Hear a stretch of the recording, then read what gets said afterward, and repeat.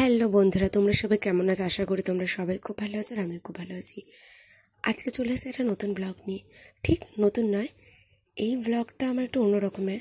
তোমরা জানো যে আমি লাস্ট ডুয়ার্সে ঘুরতে গেছিলাম আর তোমাদের সাথে আমি সব ভিডিওই শেয়ার করেছি ব্লগের মাধ্যমে। পরে আমি দেখলাম যে আমি অনেক কিছুই তোমাদের সঙ্গে শেয়ার করতে পারিনি, আমার কিছু অনুভূতির কথা তোমাদেরকে জানিয়ে উঠতে পারিনি, আরও অনেক ডিটেল অনেক কিছু জানাতে পারিনি। কারণ তোমরা জানো আমি তো এই সবে সবে ব্লগ করা শুরু করেছি, এখনও অতটা পাকাপোক্ত হয়ে উঠিনি, তাই অনেক ভুল ত্রুটি হচ্ছে। তোমরা এরকমভাবে আমার ভুল ত্রুটি ক্ষমা করে দিও আর আমার পাশে থেকো।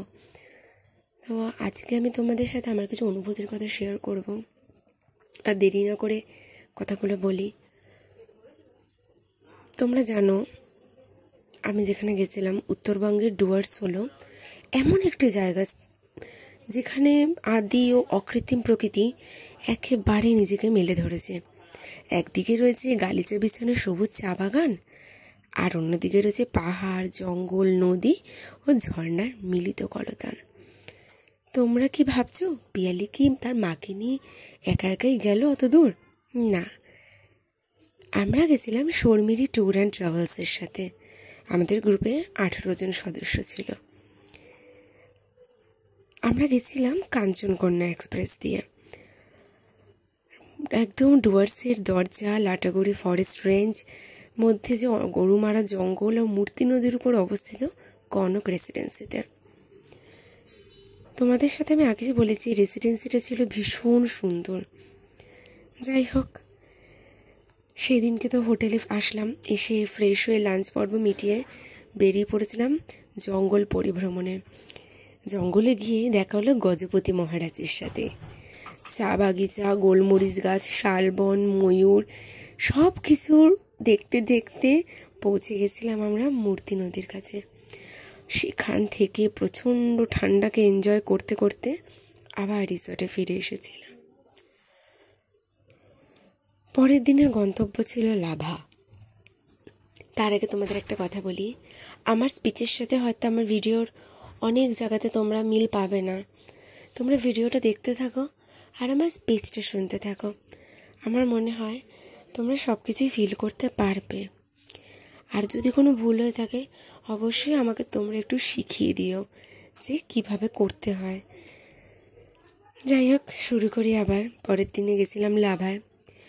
সমস্যা হয়েছিল, হাইওয়েতে উঠে জানা গেল রাস্তা বন্ধ। কেননা চা বাগানে যারা শ্রমিক ছিল তাদের ঠিক সময় বেতন না দেওয়ার জন্য তারা পথ অবরোধ করেছিল। কি হবে তবে?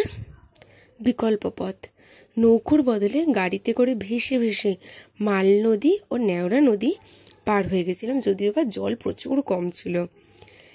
এই অভিজ্ঞতাটা ছিল আমার জীবনে একদম প্রথম অভিজ্ঞতা। অভিজ্ঞতাটা ছিল রোমাঞ্চকর। মূর্তি থেকে লাটাগুড়ি, চালসা, মালবাজার, গরুবাথান হয়ে 89 কিলোমিটার গিয়ে 8,500 ফিট উঁচুতে ছিল লাভা। ঠান্ডা কাকে বলে বুঝতে পেরেছিলাম, মালুম পেয়েছিলাম আমরা সবাই 3 ডিগ্রিতে। যখন লাভা পৌঁছেছি তখন ছিল 3 ডিগ্রি টেম্পারেচার। একেবারে হাড় কাঁপুনি ঠান্ডা যাকে বলে, হাড়ে কাঁপুনি ধরিয়ে দিয়েছিল। মালবাজার থেকে লাভা নেওড়া ভ্যালি যাওয়ার পথে প্রথম গন্তব্য চেইল নদীর ওপর ব্রিজ, জায়গার নাম তাই চেইল খোলা।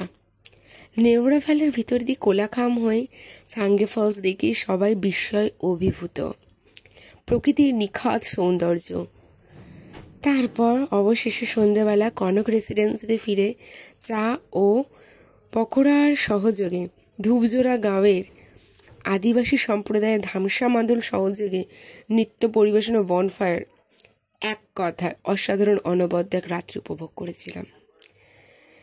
এবার তো ফেরার দিনের পালা।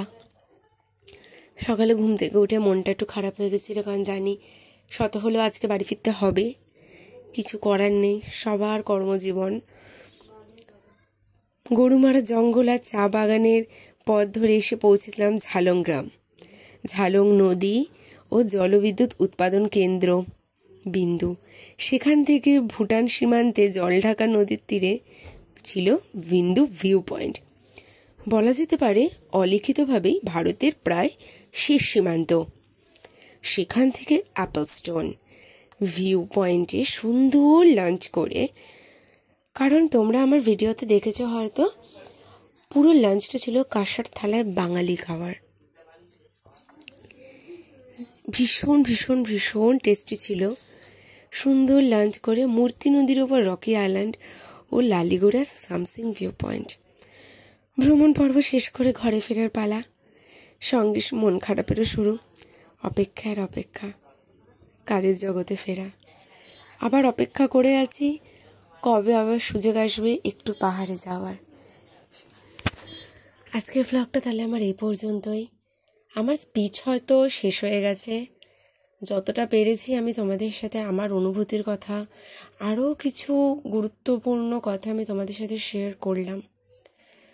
এখনও ভিডিওটা রানিং, তোমরা ভিডিওটা দেখতে থাকো। আর যদি কোনো ভুল করে থাকি আমাকে প্লিজ তোমরা সবাই ক্ষমা করে দিও, আর আমাকে একটু শিখিয়ে দিও যে কীভাবে নিজের ভুলটা সংশোধন করে নেব। তাহলে আজকের ব্লগটা হলো এই পর্যন্তই। তোমাদের সবাইকে ভীষণ ভীষণ ভীষণ থ্যাংক ইউ আমার পাশে থাকার জন্য। তাহলে চলো, টাটা, গুড নাইট। তোমরা সবাই খুব ভালো থেকো, সুস্থ থেকো। আবার দেখো যে তোমাদের সাথে নেক্সট ভ্লগে।